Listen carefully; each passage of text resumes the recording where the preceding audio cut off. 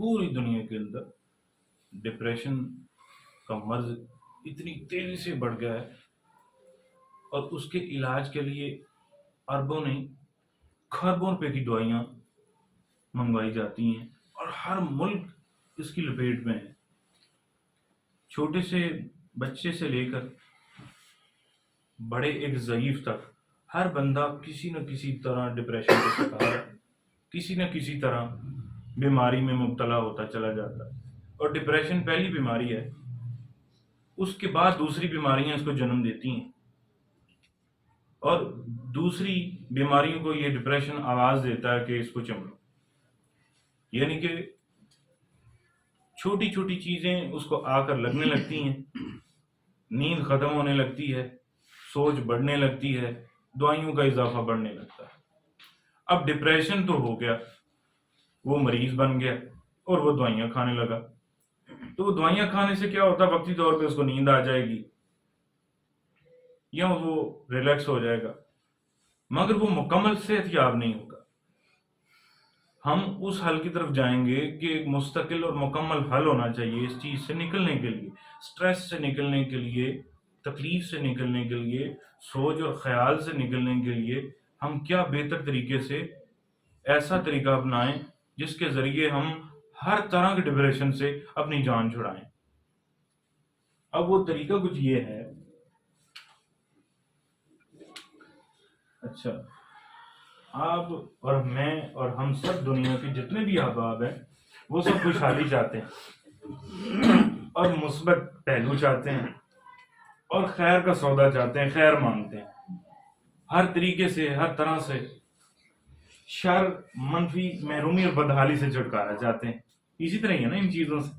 مگر یہ تین چیزیں تو ہمیں حاصل نہیں ہوتی زندگی میں، اسی چار کی گرد ہماری زندگی گھومتی رہتی اور کہیں نہ کہیں آ کے ہماری زندگی میں بدحالی، معاشی بدحالی، محرومی، تکلیفیں، مشکلات، محرومیاں، کچھ نہ ملنا ساری زندگی میں، ہر وقت الٹ خیال، الٹ بات کا سوچنا، الٹ چیزوں کا سوچنا، اور آ جا کے ایک ہی شر پسندی، شر پہنچنا، شر آپ کے وجود سے کسی کو دوسرے سے پہنچنا. اب یہ چار تو اب ہمارے ساتھ جڑ گئے ہیں، مگر یہ تین تک میں نے کیسے پہنچنا ہے؟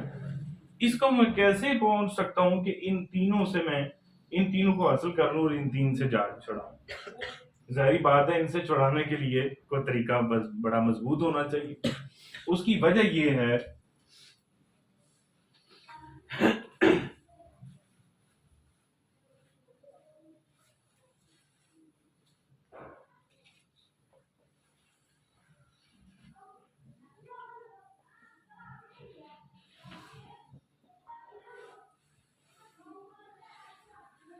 مثبت سوچ اور منفی سوچ. یہ ایک ایسی دوائی ہے آپ کو مسلسل لینی ہے. کس طرح لینی ہے؟ ہر چیز میں اس کا اچھا پہلو دیکھیں، ہر چیز کا اچھا پہلو دیکھیں، ہر چیز کا اچھا پہلو دیکھیں. ہر چیز کے دو پہلو ہوتے ہیں، آپ پہلا پہلو دیکھیں. ہر چیز اپنی ضد سے پہچانی جاتی ہے، اچھائی ہمیشہ برائی سے پہچانی جاتی ہے، مگر آپ اس کی ضد سے اس کو پہچانیں، مگر اپنائیں وہی جو پہلا درجہ ہے، مثبت سوچ. جب آپ مثبت سوچ کو خیال میں لے آتے ہیں اور انسان ان چاروں کے گرد گھومتا رہتا ہے تو انسان آ جا کے آپ کے کہتا ہے کہ یار میں اس کا دین سے کیا تعلق جوڑوں، دین سے کیا سیکھوں. تو اللہ تعالیٰ نے قرآن پاک میں خبردار کیا ہے.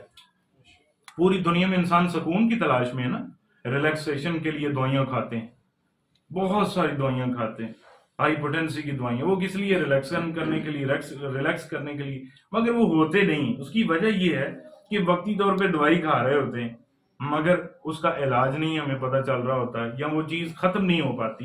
اس کی وجہ یہ ہے کہ اللہ تعالیٰ نے قرآن پاک میں ارشاد فرمایا خبردار، دلوں کو سکون اور چین میرے ذکر سے. اب آپ کہیں گے جی میں تو بڑا سارا دن تسبیح پھیرتا ہوں، مجھے تو کوئی اثر نہیں ہوتا اس کی خیر کا، اس کے لفظوں کا. تو ایسے ہو ہی نہیں سکتا کہ آپ اس کا نام پکاریں اور وہ اذکرکم کا جواب نہ دے. فاذکرونی اس نے خود کہہ رکھا ہے کہ تم مجھے پکارو، فاذکرونی اذکرکم، میں تمہیں جواب دوں گا، میں بھی تمہیں یاد کروں گا. بندہ پھر یاد کرے اور مولا جواب نہ دے، ایسا تو ہو نہیں سکتا. تو کہیں ہم کسی اور کو کال تو نہیں ملا رہے، صرف ہم نام تو نہیں پکائی جا رہے. ہم کیا کر رہے ہوتے ہیں کہ ہم سارا دن تسبیح کے دانے کو گننے میں زور رکھتے ہیں اور جس کا نام لے رہے ہیں اس کی طرف توجہ بھی نہیں جاتی. اگر یوں سادہ لفظوں میں کہوں کہ نوالا کھا کر چبانے میں تو دلیر ہیں، مگر جس نے دیا ہے یہ نوالا اور قوت دی ہے کھانے کی، اس سے خیال میں بھی نہیں لاتے کہ کسی ذات نے ہمیں اتنی بڑی نعمت عطا کر دی ہے، تو اس چیز کو سوچتے بھی نہیں ہیں. تو ہمارا اللہ تعالیٰ نے انتظام قرآن مجید میں کیا ہے کہ خبردار کیا ہے، انڈیکیشنز دی ہیں کہ آپ دائیں بائیں تلاش کرتے ہو، وہ دائیں بائیں نہیں ملے گا آپ کو، وہ میرے ذکر سے ملے گا. ذکر جب اسم ہوگا، جب آپ اس کا نام پکاریں گے اور جس کا وہ ہے اس کی طلب ہی رکھیں گے تو پھر اسم بھی کام کرے گا. تو جب آپ خیر کا پہلو اور خیر مثبت سوچ کو رکھتے ہیں تو قرآن پاک کی تو یہ روح ہے. اب سائنس کی روح یہ ہے کہ جب آپ خیر کا سوچنے لگتے ہیں، ایک مثبت سوچنے لگتے ہیں، تو آپ اپنے ارد گرد جو ہے وہ خیر کو جمع کرنے لگتے ہیں، کیچ کرنے لگتے ہیں. جس چیز کو آپ سوچ رہے ہوتے ہیں، مثال کے طور پہ آپ کو خواہش کرتے ہیں کہ میں فلاں جگہ جاؤں، یہ چیز سوچتے ہیں اور اس کے قریب ہونے لگتے ہیں، حالانکہ آپ اس مقام یا اس منظر کو دیکھ نہیں رہے ہوتے. مثال کے طور پر آپ نے کوئی ایک خوبصورت سا منظر دیکھنا ہو شہر سے باہر یا ملک سے باہر، تو ابھی آپ گئے نہ ہوں مگر آپ اس کے خیالوں میں رہنے لگتے ہیں. آپ مدینہ شریف میں جانے کی طلب رکھتے ہیں اور آپ اس کے خیال میں رہنے لگتے ہیں. تو جوں جوں آپ اس خیال کو کھینچ رہے ہوتے ہیں وہ خیال بھی آپ کو کھینچ رہا ہوتا ہے. تو جب آپ خیر کو کھینچ رہے ہیں، اپنی سوچ کو بدل کر مثبت بدل رہے ہوتے ہیں، تو وہ مثبت آپ کے قریب ہوتے چلے جاتے ہیں. آپ نے دیکھا ہوگا جب آپ پازیٹیوٹی کی طرف جاتے ہیں، آپ خیر کی طرف جاتے ہیں تو آپ کو خیر والوں کے ساتھ کر دیا جاتا ہے، آپ کو خیر والے گھیر لیتے ہیں، آپ کو خیر والے ملنے لگیں گے، خیر بانٹنے والے ملنے لگیں گے، خیر تقسیم کرنے والے ملیں گے. اس سے پہلے نہیں ملیں گے کیونکہ مجھے اس کی تلاش نہیں تھی. مجھے جس کی تلاش ہوگی وہ مجھے ملے گا، چاہے مجھے تھوڑی دیر بعد صحیح، مگر میں اس کے خیال میں ذرا نہیں لگوں گا. چاہے میں اس مقام پہ بعد میں پہنچوں مگر میں خیال میں تو اس کے قریب رہنے لگوں گا. دور اکھیاں تو دل دے نیڑے پھر میں تینوں یاد کر دی کہ حضرت بابا بلے شاہ صاحب رحمۃ اللہ نے اس کو فرمایا کہ عشق جو ہے جب کس سے ہوتا ہے، یہ ایک جذبے کا نام ہے نا. آپ یا اس کی یاد کو کھینچ رہے ہیں اپنے قریب یا وہ آپ کو کھینچ رہا ہے اپنے قریب، یعنی کہ آپ پازیٹیوٹی کو کھینچ رہے ہیں، خیر کو کھینچ رہے ہیں. تو مثبت سوچ آپ کے دماغ میں جنم لیتی ہے کہ یار اگر یہ معاملہ ایسا بھی ہے تو ایک ایسا بھی تو ہے. اگر سورج گرمی دیتا ہے، یار بڑی گرمی ہے، بہت گرمی، بہت ہی گرمی ہوگی. اگر وہ گرمی نہ ہو تو آپ کے پھل کیسے پکیں، آپ کی فصلیں کیسے پکیں، آپ کا پانی کیسے خشک ہو، اگر فصلوں میں سے جڑی بوٹیاں کیسے اگیں. تو جس کڑواہٹ کو بدلنے کے لیے اللہ تعالیٰ نے اتنی گرمی پیدا کی ہے، وہ آپ کو لگ رہی ہے تو کسی دوسرے کو لگ کر وہ میٹھا بھی ہو رہا ہے. تو ہمیں پازیٹیوٹی لینی ہے، اس سے مثبت سوچ کہ اللہ تعالیٰ نے اس گرمی میں بھی مٹھاس رکھی ہے.